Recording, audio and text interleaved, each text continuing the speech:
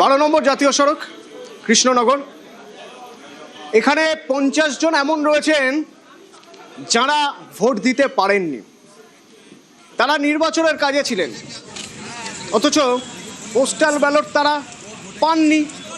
আজ ভোটের দিন বুথে গিয়েও দেখছেন তাদের ভোট দেওয়ার উপায় নেই।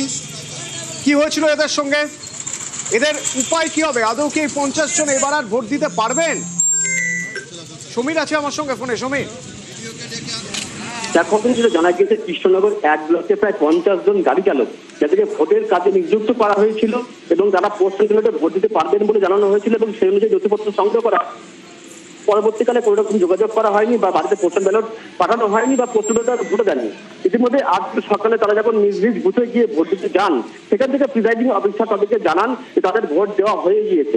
অর্থাৎ যে ভোটার লিস্ট পাঠানো হয়েছিল সেখানে দেখানো হয়েছে যে তাদের পোস্টাল ব্যালটে ভোট দান করা হয়েছে, কিন্তু তারা যেহেতু ভোটার করতে পারলেন না, এরপরে সমস্ত গাড়ি এক জায়গায় হন এবং তারা বিক্ষোভ দেখাতে থাকেন এবং পরবর্তীতে 12 নম্বর জাতীয় সড়ক অবরোধ করেন এবং তাদের দাবি তাদেরকে ভোট দান করতে দিতে হবে, না হলে তারা আত্মহত্যা পর্যন্ত করবেন এখন হুমকি দেন। তবে এই বিষয়ে তারা ইলেকশন কমিশন অর্থাৎ কৃষকদের 1 ব্লকের প্রশাসনের বিরুদ্ধে কিন্তু আঙুল তুলেছেন। তাদের অভিযোগ যেটা তাদের গাফিলতির জন্য তারা ভোট দান করতে পারলেন না এবছরের মতন। তবে এখনো পর্যন্ত ইলেকশন কমিশনের পক্ষ থেকে এই বিষয়ে কোনো সুরাহা বা নির্দেশ দেওয়া হয়নি তাদের জন্য কি ব্যবস্থা গ্রহণ করা হবে। ধন্যবাদ। আমরা নিজেদের বুঝে দিতে চাই, আর আমাদের এখানে মিডিয়া অফিসে ডিউটি করছি, কেন আমাদেরকে বলা হয়নি যে আপনাদের ব্যালট পেপারে ভোট আছে, আপনারা ভোট দেবেন? আমাদের কাছ থেকে ভোটার কার্ডের জেরক্স সমস্ত কিছু নিয়ে নিয়েছে। কোনো রকম ভোটের কাগজ দিয়ে যে একটা ভোটের কাগজ দেবে, তাতে কাকে ভোট দেবো সেই সইটা তো করতে হবে।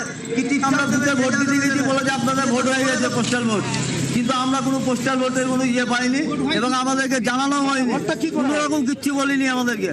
না বিডিও অফিস থেকে বলেছে, না গাবতলা মাঠ থেকে বলেছে। কতজন মতো ডিউটি করছিলেন, কতজন ভোট দিতে পারেন? কিছু না হলে 50 জন। ভোট যতক্ষণ না দিতে পারবো রাস্তা বন্ধ হয়ে গেল, তারপরে আমরা রাস্তা ছাড়বো না, রাস্তা বন্ধ। আমি সৌদি আরব থেকে এসেছি ভোট দেওয়ার জন্য, আমার কি বলছে ভোট হয়ে গিয়েছে, আমি ভোটই দিলাম না, ভোট হয়ে যায়। আমার দাবি ভোট আমি দেবো।